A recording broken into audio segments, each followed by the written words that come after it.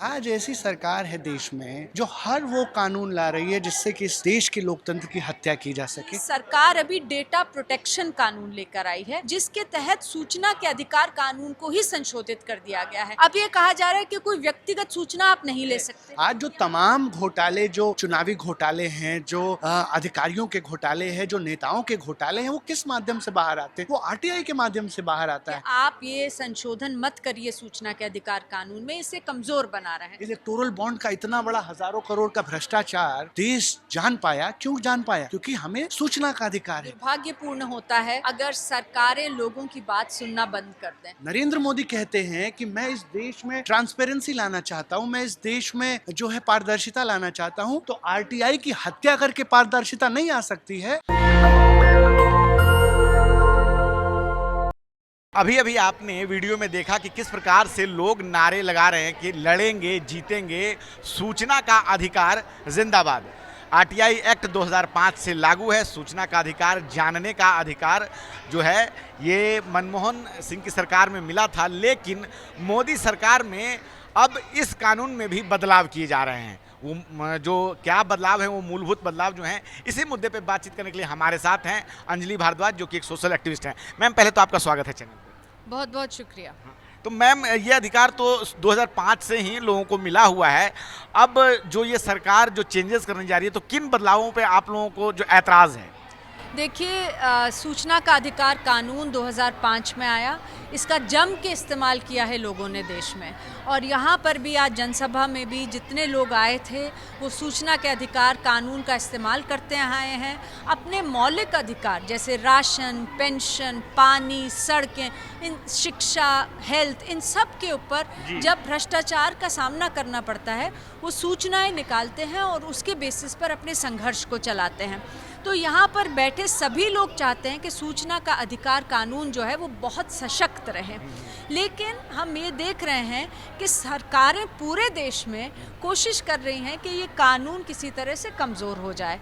तो एक चीज़ तो जो आज हुई वो एक लॉन्च हुआ रिपोर्ट कार्ड का, जिसके अंदर ये देखा गया है कि पूरे देश भर में सूचना आयोग जो हैं, जिनका काम है लोगों को सूचना दिलाना, वो कैसा काम कर रहे हैं। और उसमें ये पाया गया कि बहुत सारे सूचना आयोगों में नियुक्तियां ही नहीं कर रही है। तो केंद्रीय सूचना आयोग में 11 आयोगों की जगह अभी केवल 3 आयुक्त हैं, आयुक्तों की जगह। तो होने 11 चाहिए, हैं 3 आयुक्त, तो काम ही नहीं हो रहा है समय से।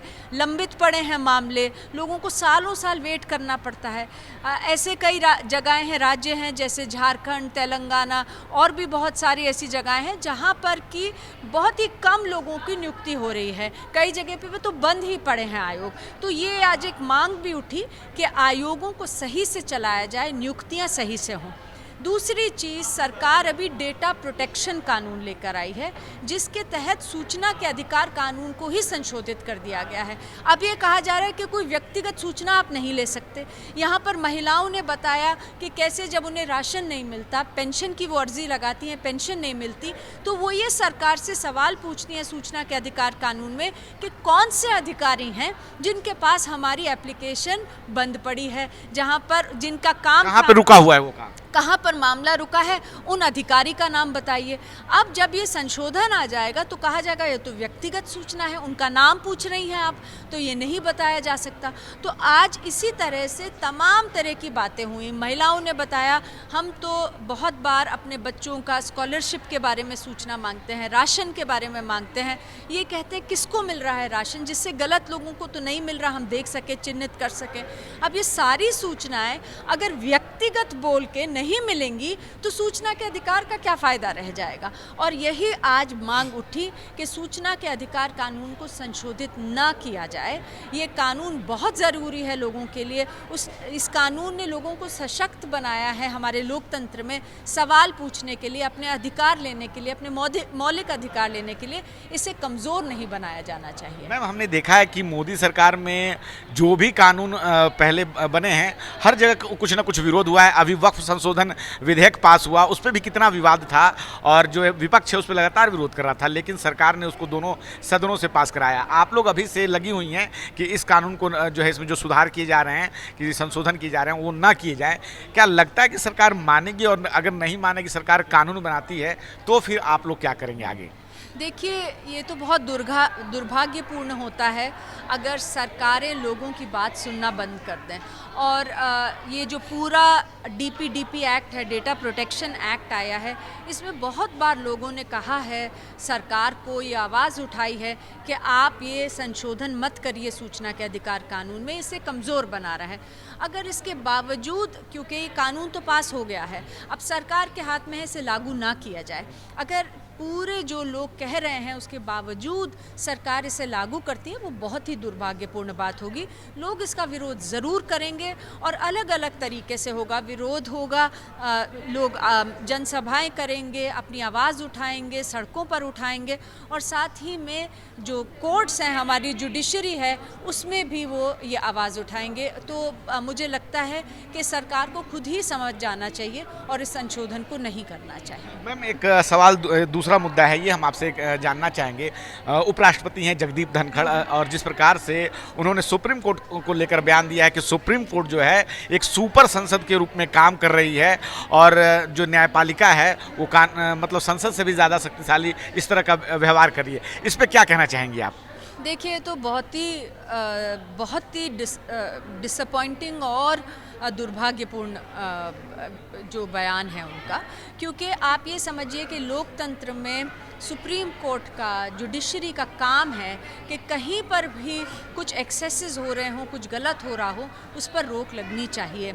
जुडिशरी ने ये देखा कई मामलों में कि जो कानून हैं वो बने हुए हैं, और लेकिन वो कार्यान्वित नहीं हो पा रहे हैं।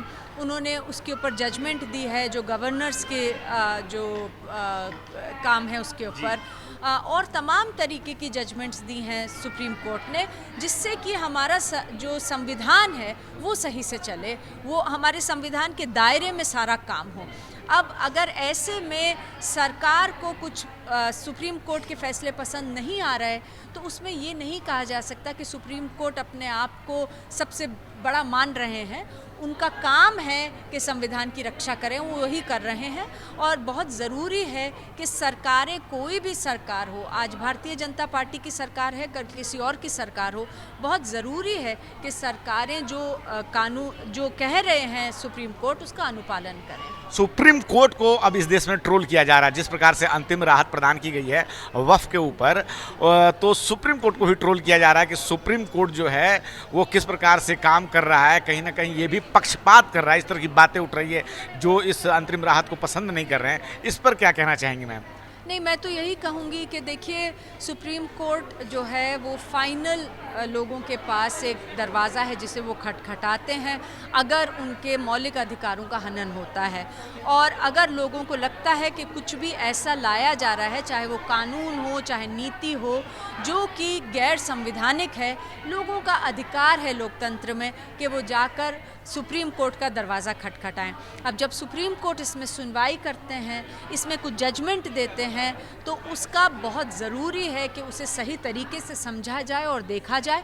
और सरकारें जो हैं कतई ये रवैया ना अपनाएं कि अगर उनके मतलब की बात नहीं हुई तो ट्रोलिंग शुरू हो जाएगी कोर्ट्स की, और ये कहा जाएगा कि आप तो बहुत सबसे ही बड़े बनने की कोशिश कर रहे हैं। सुप्रीम कोर्ट का दर्जा बहुत बड़ा है संविधान में। जो इंडिपेंडेंटली काम करने का जो सुप्रीम कोर्ट न्यायपालिका का काम है कि वो स्वतंत्र रूप से काम करें, और जहाँ पे भी कुछ गलत होता देखे उससे रोकें, तो वो कर रहे हैं। और मुझे लगता है कि सरकारों को ये समझना चाहिए। मैम, आपने हमसे बात की, बहुत बहुत धन्यवाद। बहुत बहुत शुक्रिया। तो सूचना का अधिकार को लेकर आज यहाँ पे प्रदर्शन हुआ है, और भी कुछ लोगों से बात करें।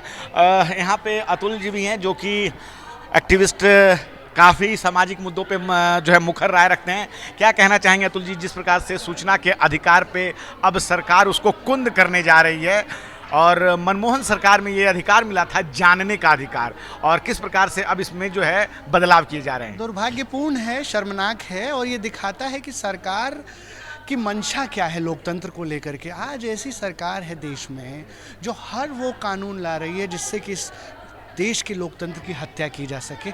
आप ये बताइए मुझे सर कि निजता के अधिकार को आप सूचिता के अधिकार से कैसे ख़त्म कर सकते हैं? आप कह रहे हैं कि निजता, तो हम तो कह ही रहे हैं कि निजता का सबको अधिकार है, लेकिन सूचना का भी तो अधिकार है। आज जो तमाम घोटाले, जो चुनावी घोटाले हैं, जो अधिकारियों के घोटाले हैं, जो नेताओं के घोटाले हैं, वो किस माध्यम से बाहर आते हैं? वो आरटीआई के माध्यम से बाहर आता है। अभी हमने देखा, देश ने देखा कि किस तरीके से इलेक्टोरल बॉन्ड का इतना बड़ा हज़ारों करोड़ का भ्रष्टाचार देश जान पाया। क्यों जान पाया? क्योंकि हमें सूचना का अधिकार है। आज इस देश का नागरिक, बाबा साहब का संविधान उसको ताकत देता है कि किसी देश के कोने में खड़ा होकर 10 रुपए का आरटीआई लगा करके वो देश के बड़े से बड़े सूचना योजना का जो है अधिकार, वो जानकारी ले सकता है। इस जानकारी को ख़त्म करना चाहते हैं नरेंद्र मोदी। नरेंद्र मोदी कहते हैं कि मैं इस देश में ट्रांसपेरेंसी लाना चाहता हूँ, मैं इस देश में जो है पारदर्शिता लाना चाहता हूँ। तो आरटीआई की हत्या करके पारदर्शिता नहीं आ सकती है। आरटीआई को सशक्त करके, मजबूत करके जो है ये जो digital personal data protection act लाया है, इसमें सरकार ने आरटीआई की सेक्शन 8 की 1J को संशोधित किया है और कहा है कि हम अब कोई जानकारी नहीं देंगे निजता को बहाना बना करके। तो ये बहाना चलेगा नहीं। अंजलि भारद्वाज जैसे लोग हैं, तमाम ऐसे आरटीआई एक्टिविस्ट हैं जो लगातार सड़कों पर ये लड़ाई लड़ रहे हैं। हम उनका जो है हाथ मजबूत कर रहे हैं और ये सबका धर्म है। इस देश में जो भी लोग नागरिक है, जो लोकतंत्र में भरोसा करता है, संविधान में भरोसा करता है, लोगों के अधिकार में भरोसा करता है, उसका कर्तव्य है कि वो इस आरटीआई संशोधन के खिलाफ लड़े।